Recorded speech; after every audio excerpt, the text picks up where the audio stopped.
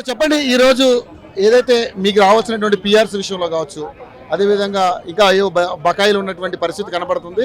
So AP ట్రాన్స్కోన్ జెన్కు సంబంధించి అదేవిధంగా ప్రైవేటీకరణ చేస్తామని చెప్పేసి కూడా మాట్లాడుతున్నటువంటి సందర్భాల్లో మీరు ధర్నాకు వచ్చారు.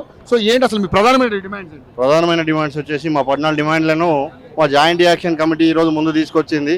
ఒక 45 రోజుల నుంచి పలు దఫాలుగా విరామ సమయాలలో నిరసన కార్యక్రమాలు ఏర్పాటు చేసి యాజమాన్యం దృష్టి తీసుకుపోయినప్పటికీ కూడా యాజమాన్యం కానీ ప్రభుత్వం కానీ మా మీద ఎటువంటి చిత్తశుద్ధి కానీ ఎటువంటి కనికరంగా చూడకుండా దాన్ని పక్కన పెట్టి మమ్మల్ని ఏమాత్రం పట్టించుకోకుండా బాధాకరమైనటువంటి విధానాన్ని అమలు చేస్తున్నది. దానికి నిరసనగా ఈరోజు మా ఉనికిని చాటడానికి పెద్ద ఎత్తున మా జాయింట్ యాక్షన్ కమిటీ ఇచ్చినటువంటి పిలుపు మేరకు మహాధరణ కార్యక్రమానికి స్థలంలో ఏర్పాటు చేయడం జరిగింది. చాలా ముఖ్యమైనటువంటి అంటే 2026 పిఆర్సీ పేరీజన్ కమిటీ అనేది ఇప్పటికి వేయలేదు. ఆ కమిటీ కోసమే నిత్యంగా మనం ప్రతిరోజు ధరల పెరుగుదలతో సతమవుతున్నటువంటి ఈ జీవితాలకు ఖచ్చితంగా జీతం పెరగాల్సిన అవసరం ఉన్నది. ఇప్పుడు జీతం అంటే మా బేసిక్ స్కేల్ ప్రకారంగా ఒక్కొక్కరికి ఒక్కొక్క విధంగా ఉంటుందండి. ప్రతి ఒక్కరికి 4 సంవత్సరాలకు ఒకసారి పేరీజన్ కమిటీ వేయాలి. కానీ ఇప్పుడు 4 సంవత్సరాలు దాటింది. ఈ ఏప్రిల్లో వేయాల్సిన కమిటీ ఇప్పటిదాకా అసలు దాన్ని ఊసే ఎత్తడం లేదు. మరి మేము మాత్రం ప్రతిరోజు ప్రమాదాల మధ్య పనిచేస్తూ ఎంతో మంది సైనికులే పోతున్నారు తప్ప మా వాళ్ళు కూడా ప్రాణాలు వదిలిపెడుతున్నారు. ప్రాణం పోతే ₹1 ఇన్సూరెన్స్ అని చెప్పేసి బ్యాంక్ ద్వారా అందిస్తున్నమాట వాస్తవమే, కానీ పోయిన ప్రాణాన్ని తిరిగిచ్చేటువంటి పరిస్థితి మాత్రం లేదు.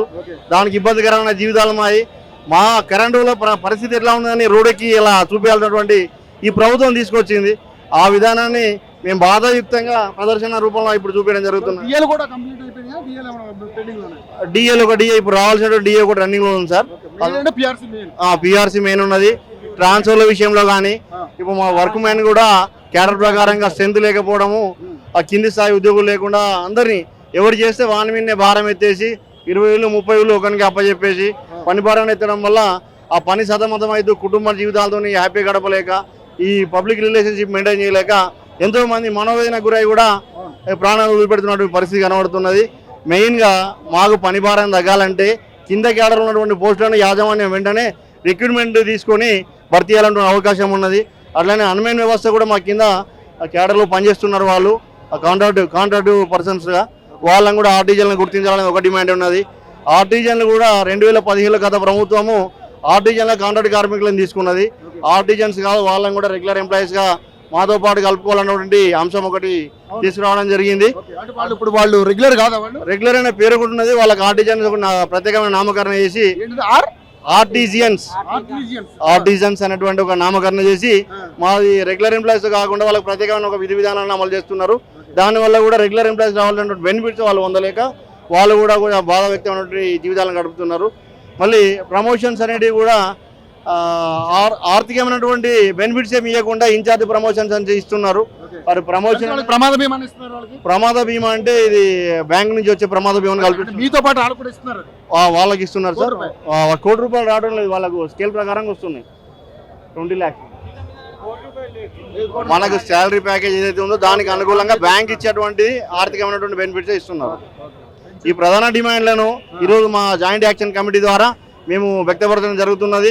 ఇప్పుడు కూడా యాజమాన్యం ప్రభుత్వం మా సమస్యల మీద దృష్టి పెట్టకపోతే మా జేఏసీ ఇచ్చినటువంటి పిలుపు మేరకు భవిష్యత్ కార్యాచరణ వారు నిర్ణయించిన దాని ప్రకారం మేము ప్రభుత్వం దగ్గర డబ్బు లేదు, గత ప్రభుత్వం చేసిన అప్పులకే ఇంకా మేము వడ్డీలు కడతా అంటున్నారు, మరి ఎలాగా సార్? ఇప్పుడు ఇది కార్పొరేషన్, మేము సర్వీస్ చేస్తున్నాము, మేము కరెంటు నమ్ముతున్నాము, ఆ డబ్బులు వస్తున్నాయి. సద్వినియోగం చేయాల్సినటువంటి బాధ్యత ప్రభుత్వాన్ని.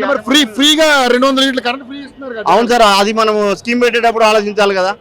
మరి ఆ స్కీమ్ ఇవ్వాల్సిన అవసరం యాజమాన్యంకు ప్రభుత్వం ఉందా అనేది వాళ్ళు ఆలోచించాలి. మా మీద భారం పెట్టేసి సర్వీస్ చేసేటోళ్ళ మీద తొక్కేస్తా అంటే కరెక్ట్ కాదు కదా. అది మా తప్పు కాదు. ఇటువంటి నష్టాలకు కానీ ఈ జరిగేటువంటి లోటుబాట్లకు కానీ మా కార్మికుల తరఫున ఎటువంటి తప్పిదం లేదు. ఎవరో చేసిన తప్పిదాల కార్మికులు పాల్గొనడం కరెక్ట్ కాదు. మరి పవర్ ఏదైతే డిస్ట్రిబ్యూషన్ అనేది మరి నష్టాల్లో ఉందా లాభాల్లో ఉందా? వాళ్ళు ఒక 4 రోజులు నష్టాలు చూపిస్తారు సార్, 4 రోజులు లాభాలు ఉంటారు. మీకే ఎక్కువ తెలిసి ఉంటుంది. పత్రిక వాళ్ళకి కంపల్సరీ కాదు, లాభాల్లోనే ఉంది. ఎందుకంటే కంపెనీలు చాలా ఉన్నాయి, కంపెనీల నుంచి ప్రాఫిట్ చాలానే వస్తుంది. దానివల్ల లాస్ ఏం లేదు. కాకపోతే పిఆర్సీ ఇంప్లిమెంట్ చేయాలి మాకు.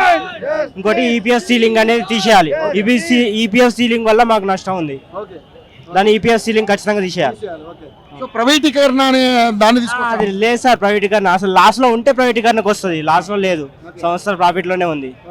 సో మరి ఏంటి మరి మీ ప్రధానమైన డిమాండ్స్ ప్రభుత్వం సానుకూలంగా స్పందిస్తుంది అనుకుంటున్నారా? స్పందిస్తుందని ఖచ్చితంగా అనుకుంటాం. ఇంతమంది క్రౌడ్ ఇదంతే మేమందరం చేయడానికి గల రీజన్ అదే. మేము ఇంతమంది క్రౌడ్ రావడానికి రీజన్ అదే. సో అన్ని జిల్లాల నుంచి వచ్చారా? అన్ని జిల్లాల నుంచి అందరం కవర్. మీ పేరు ఏం పేరు? Ajay Kumar, Ajay Kumar. JLM junior linemen, ఎక్కడ చేస్తారు మీరు? మేడ్చల్ జీడిమెట్ల మీరు జీడిమెట్ల నుంచి. జీడిమెట్ల లైన్. చింతాల్ జీడిమెట్ల నుంచి. అవును. ఓకే. ఎలా ఉందండి ప్రమాద బీమా ₹1 కోటి ప్రకటించారు, ఎలా అనిపిస్తుంది? అది ప్రకటించింది అయితే కరెక్టే, కానీ అది ఇంప్లిమెంట్ కావాలని కోరుకుంటున్నాం. సో మీ పేరు ఏం పేరు సార్? కుర్మాయ నా పేరు. ఎక్కడి నుంచి వచ్చారు మీరు? వనపర్తి డిస్ట్రిక్ట్. ఏంటి మీ డిమాండ్స్ ఏంటి?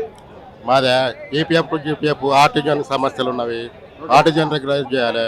ఈపీఎఫ్ టు జీపీఎఫ్ పిఆర్సీ ఉంటేనే అమలు చేయాలి అని కోరుకుంటున్నాం సార్.